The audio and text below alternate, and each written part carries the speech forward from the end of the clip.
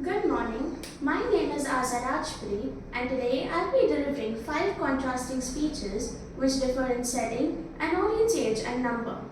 First, I'll be delivering a persuasive speech titled Price of a Punchline at a rally on the occasion of Human Rights Day organized by Amnesty International.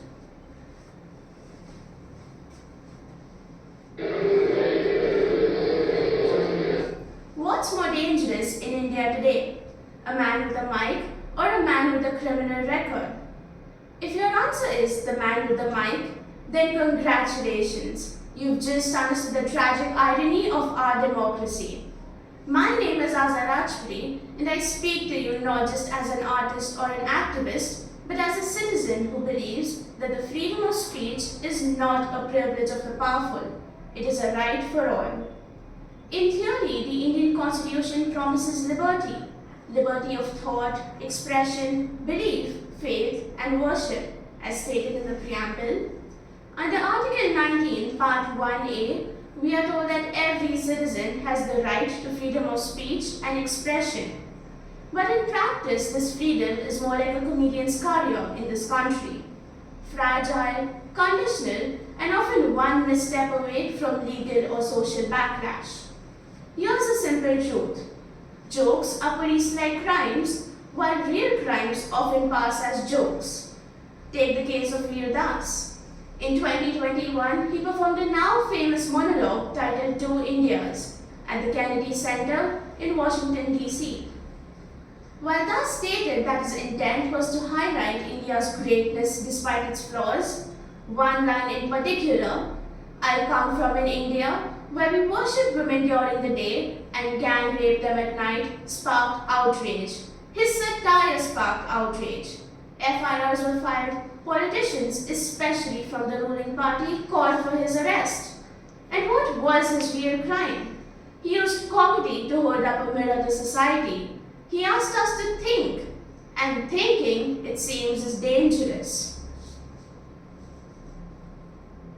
In foreign democracies, comedians are seen as cultural commentators. They ask the questions no one else dares to. And in India, they are labeled as anti-nationals for doing the same.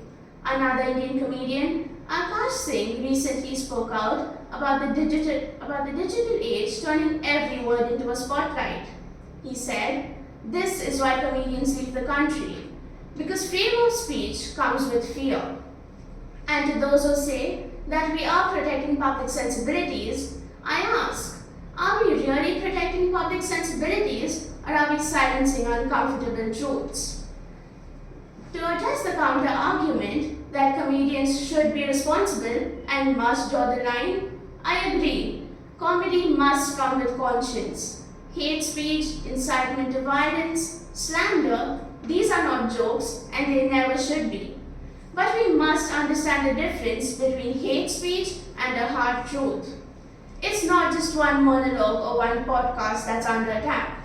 It's an entire culture of critical thought, artistic rebellion, and comic truth-telling.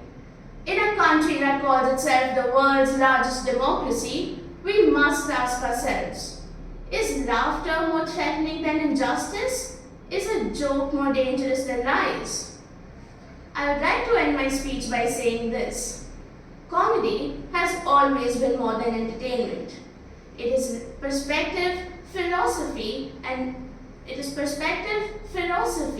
and all of it wrapped in laughter. And if we strip comedians of their right to speak freely, we're not just gagging them, we're gagging ourselves. Because in silencing a joke, you silence the truth behind it. That, my friends, is the real price of a punchline. Would you dare to deliver it?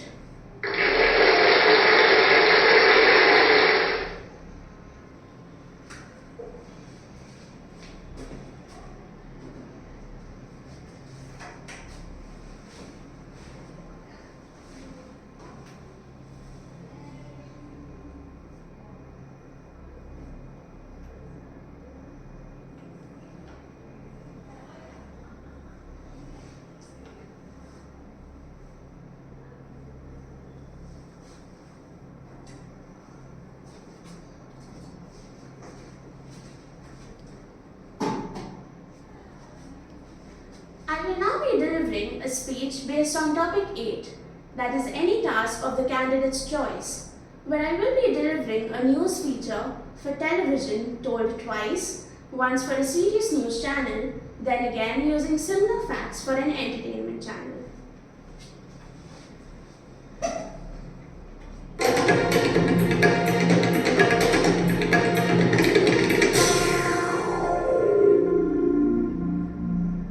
Tonight we begin with a historic achievement in commercial space flight.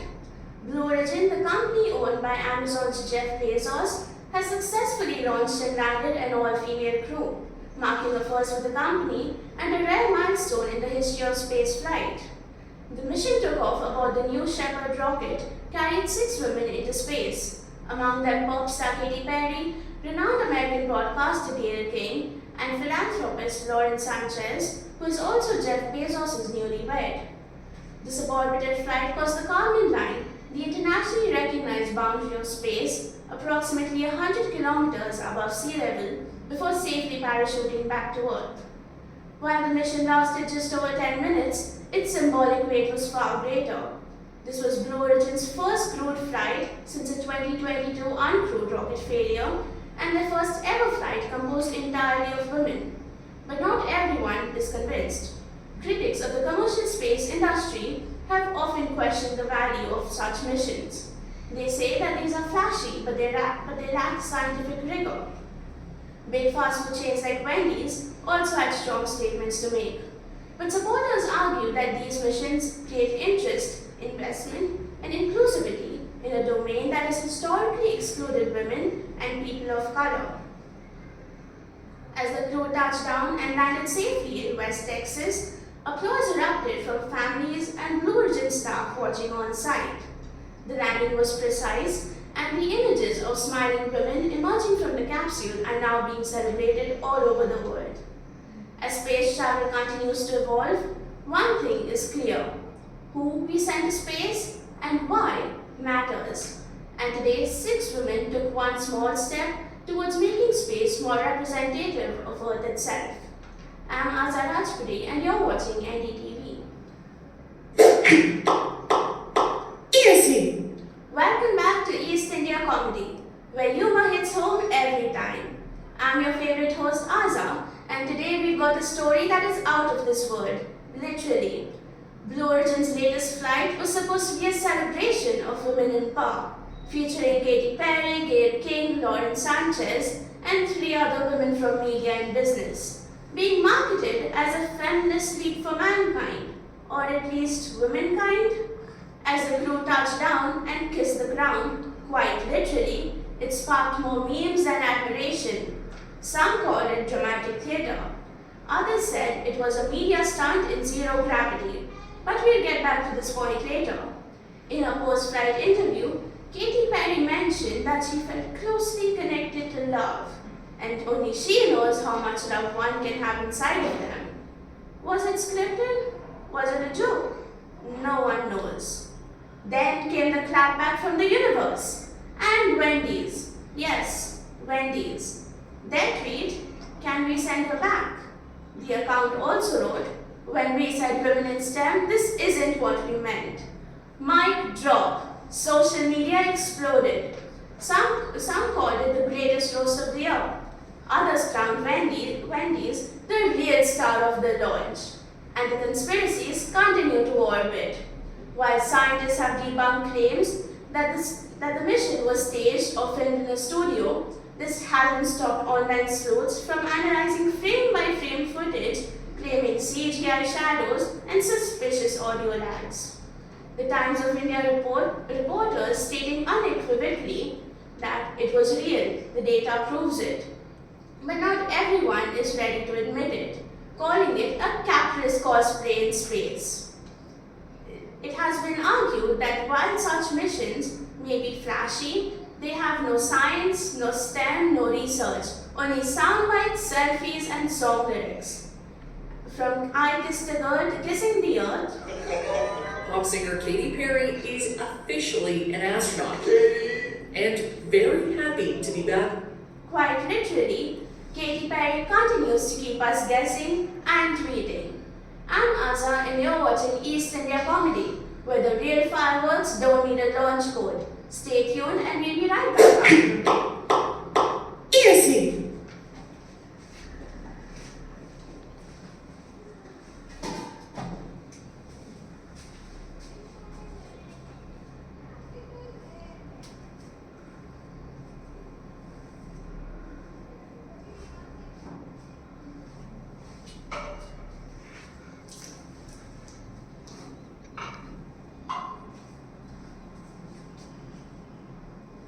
I will now be delivering a farewell speech to colleagues who are leaving the company, one of whom is not popular at the culmination of the Formula 2 racing season of the team Rodin Motorsport, where 100 drivers and employees are present.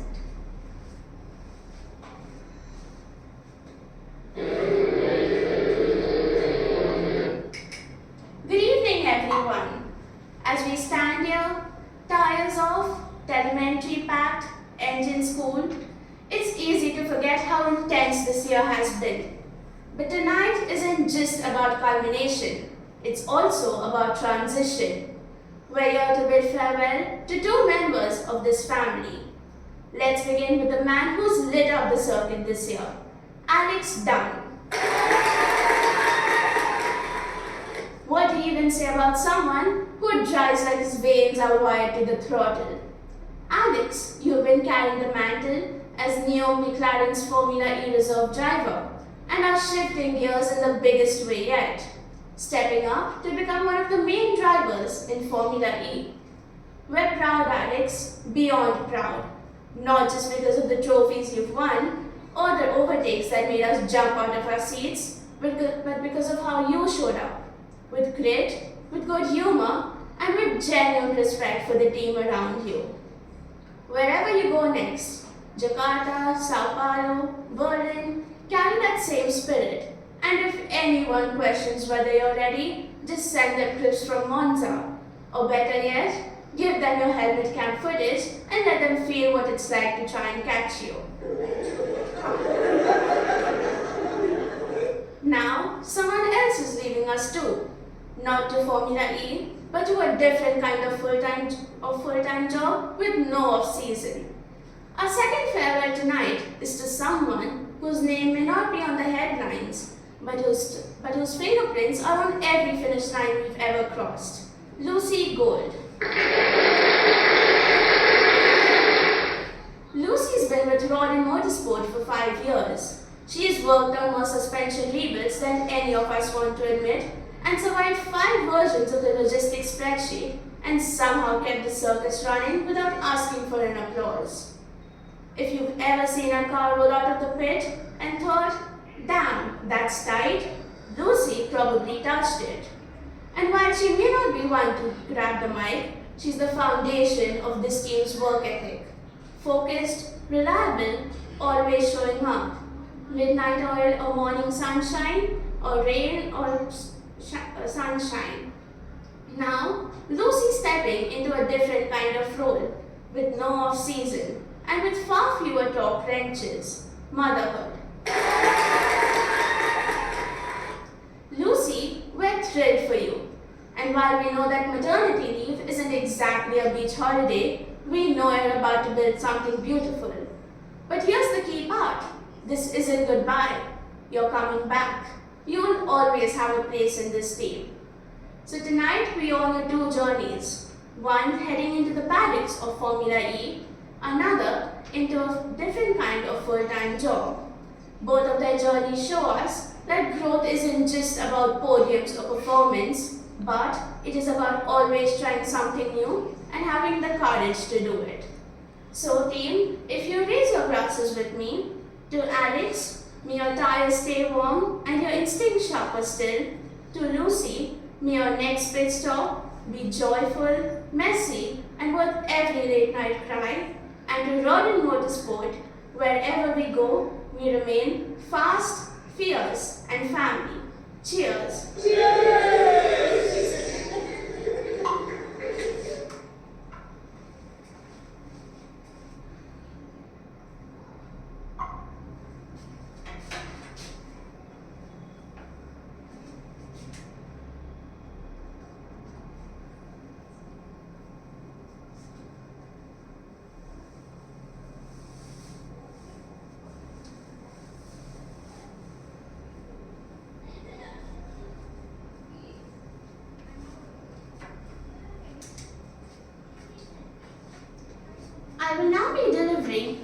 original story to a group of 25 to 6-year-olds at a summer camp called Camp Busy Bees. Okay, children, settle down, settle down. So, how many of you like frogs? Okay. And do you know what frogs like to eat? No, they don't eat chicken like you and me. They eat insects, especially flies. So today, we're going to listen to a story.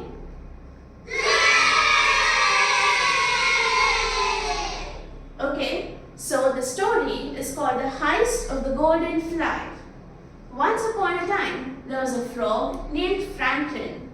Franklin had 3 simple rules in life: nap, snack, and be left alone. Every day he lounged on his lily pad, munching bugs and avoiding cheerful frogs.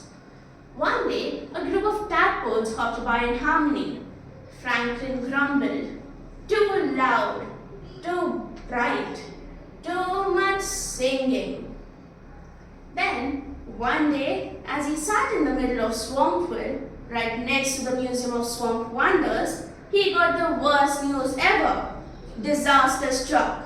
The golden fly, the swamp's greatest treasure, had been stolen. It had been sitting there, resting in a glass case. Beautiful, legendary, shiny, crunchy, and now gone. And somehow Franklin got blamed for it. "That frog was seen licking the display," shouted Mayor Croaky. "I was appreciating the craftsmanship," huffed Franklin, also maybe a little hungry. To clear his name and to get back to napping, Franklin agreed to investigate. But he was soon joined by the least helpful team ever. "I'm Tadley," squeaked a tiny tadpole, spinning with excitement. "One day, I'm going to be a hero." "Okay," nodded Franklin. "Do heroes usually talk this much before breakfast?" Then a mosquito zipped in, wearing a tin-foil hat. "And buzz," he whispered. "The flies, they know too much." Franklin said, "Okay, well." Then came a turtle, wearing an oversized helmet. "I'm Shelley," she whispered. "I get nervous a lot, but when I get scared, I bite ankles." Franklin huffed. "Fair enough." So this mismatched squad went to look for the golden fly, and they uncovered the truth.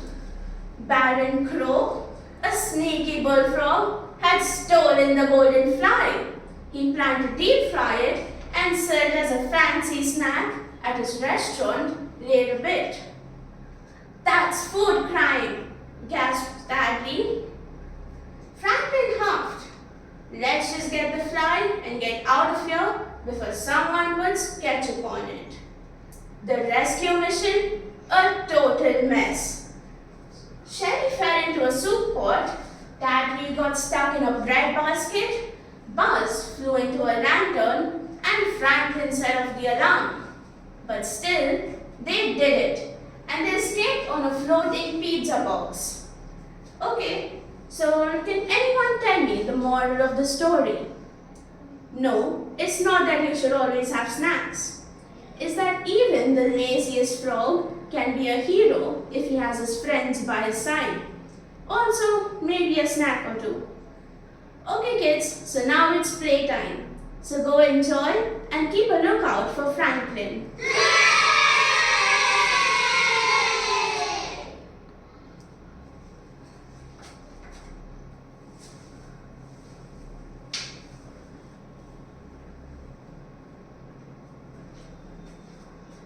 I will now be delivering a farewell speech, an after-dinner speech at the reunion of the batch of 2023 of St. Helena's High School, where 200 staff, students and family members between the ages of 16 and 60 are present.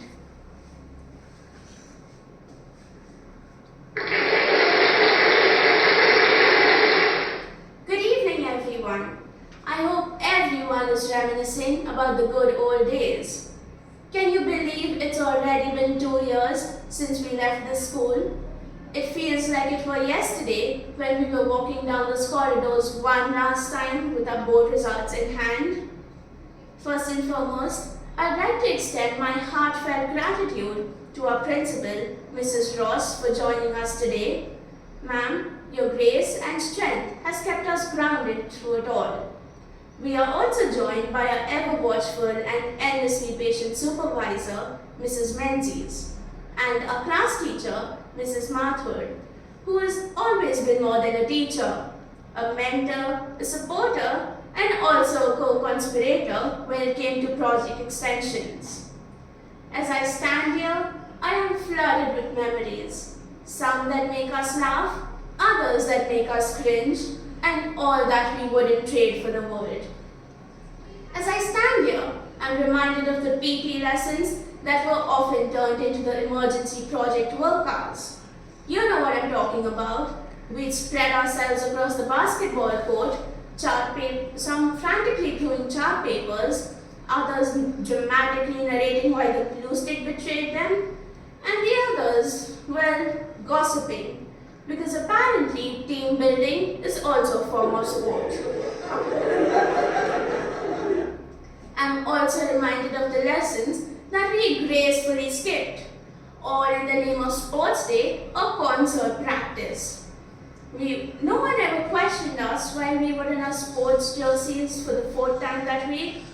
Let's just say we took extracurricular commitment very seriously. But beyond the stories, we have all learned something for life.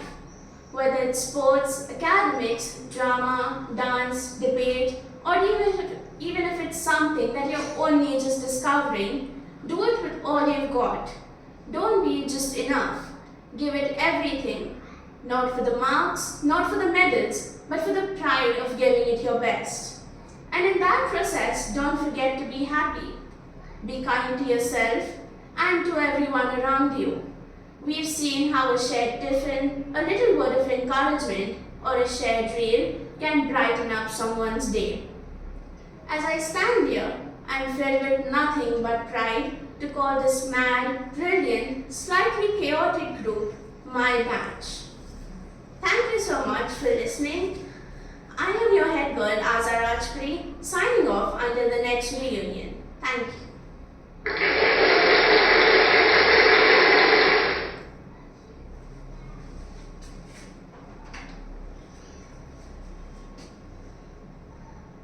I will now be sharing my views on the approaches to performance on Speech 1 to the Troops of Tilbury by Queen Elizabeth I.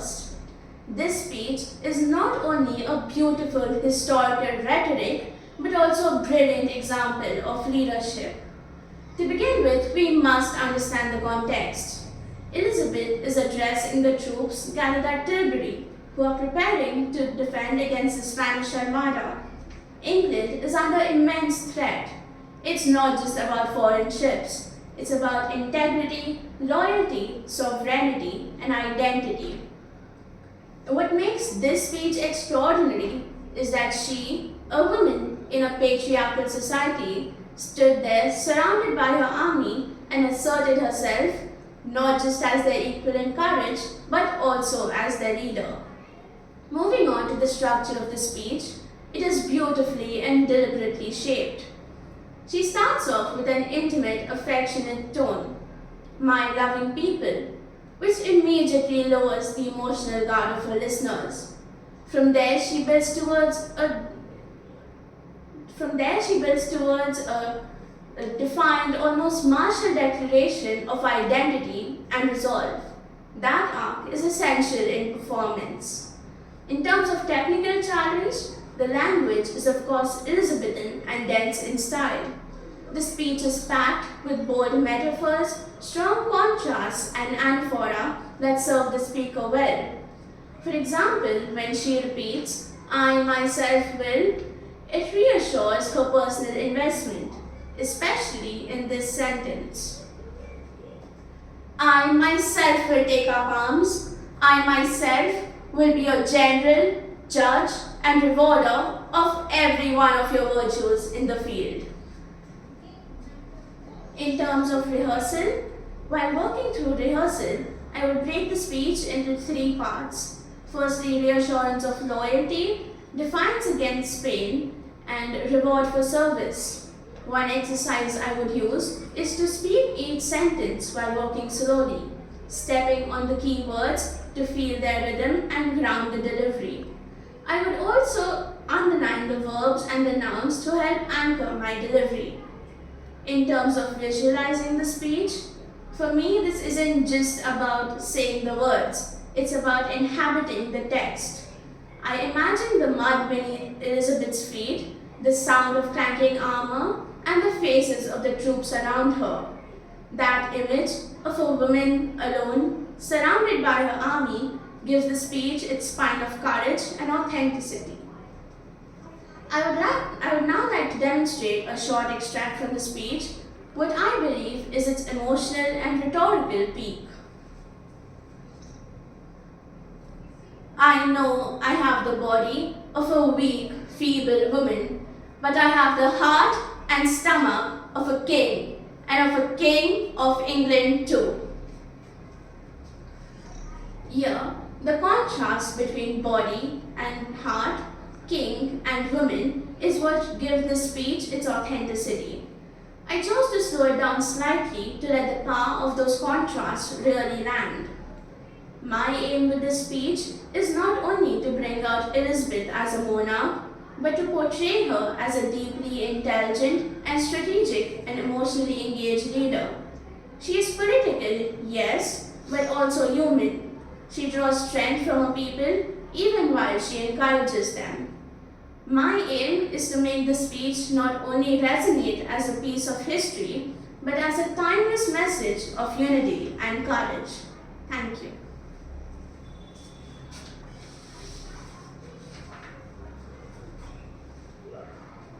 Moving on to the reflection task, from section 1, I will be answering question 1. What is the imagined context or background of one of your presentation pieces and how did it affect your delivery?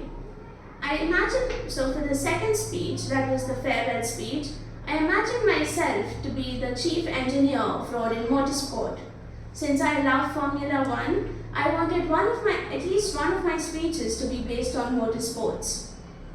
I chose the driver to be the popular colleague and the mechanic to be the less popular colleague. The speech had to be professional as well as personal. Personal because they were all employees attending and they were all important people. Professional because it is a work-based event. And in my delivery, I also had to make sure that I do not portray the less popular colleague as less important or put them down in any manner. Moving on to question 2. How did you choose where to use technology or visual aids in your program and what challenges did they present in performance?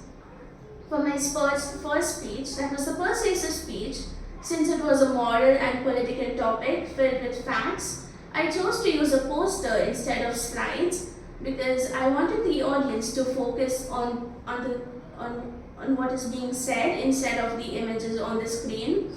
Also because it was delivered in the form of a rally or as an open mic. For the second speech, that was the news feature. For the serious news channel, I incorporated images and videos, like the video of Katy Perry kissing the ground and the images of the tweets. For the entertainment channel, it was meant to be quite similar to the Tonight Show hosted by Jimmy Fallon. Hence, I chose topic 8, that was a news feature for television, instead of topic 7, that was a news feature for radio. For the third speech, that was the farewell speech, I chose to use a poster because it was informal and personal. For the fourth speech, that was the story, I used images to make it interactive and fun. I also had a lot of fun designing the images with my friend. For the fifth speech, that was the after dinner speech, I chose to use a poster again because it was personal, intimate and informal. Moving on to section 2, question 3. How did you prepare vocally, physically and mentally to sustain your energy and focus through the presentation program? Physically, I practice badminton and yoga to keep up my stamina. Closer to the exam date, I would avoid eating oily foods or cold foods. I would also drink warm water to maintain my vocal cords, and I would get good rest. Um, Vocally, I use two exercises. Firstly, box breathing, that is a technique where you breathe in a rhythm that follows the shape of a box. So you inhale and exhale at equal intervals. It has benefits like it improves focus, reduces anxiety, and increases lung capacity. The second exercise I used was pitch variation that can be done either with humming or with lip trills, where you start off at a low pitch and then you gradually move to a higher pitch before moving back to a low pitch. This makes sure that the speech isn't monotonous and that every emotion is conveyed in a different voice. Mentally, I would make sure that everything was set up for the exam on time and that I was prepared for it. Moving on to question 5. What have you learned about your own strengths and limitations during the presentation and execution of your presentations? So, some of my skills would be memorization, technical skills to handle the PowerPoint while I'm speaking, as well as research skills and drafting the speeches. In terms of challenges, initially I used to speak at a very fast pace. While practicing, I would try to slow down my pace. One of the exercises I would use would to record myself speaking and then count how many words I speak in a minute, then re-record myself and try to speak slower. This has made me speak slower and made my pace better. Also, the exam center is quite a distance from me, and towards closer to the exam date, I had to go there to make sure that I'm familiar to the environment. Moving on to section 3, question 6. How did you choose the pieces for your program and decide on the running order? So for the first speech, the persuasive speech, there have been a lot of comments targeting the comedians when all they're trying to do is spread awareness about the issues in our country and also question the false image of democracy that is held up. That's why I chose to speak about the importance of comedy. For the second speech, that was the news feature. While I was drafting the speeches, the Blue Origin story was one of the most popular stories, and it was discussed about a lot. And I could use it for the serious news channel to portray the facts, and the entertainment channel to pull out its flaws, as well as to add humor to it. For the third speech, that was the farewell speech. At this time of the year, drivers usually move on to new teams and academies take in new drivers. So I chose to make it an evening event where there would be a meal and there would be some presentations before the farewell speech. For the fourth, that was the story. Frogs are my favorite animals, and therefore I made Franklin a frog. Not only because they are cute, but also because of how notorious they are, and I could incorporate him in an adventurous story. For the last speech, that was the farewell speech, I recently graduated from St. Helena's High School, where I had been studying for 11 years. So the reunion would be a dinner followed by a few games and speeches, and at the end, the after dinner speech would be delivered by me. Thank you.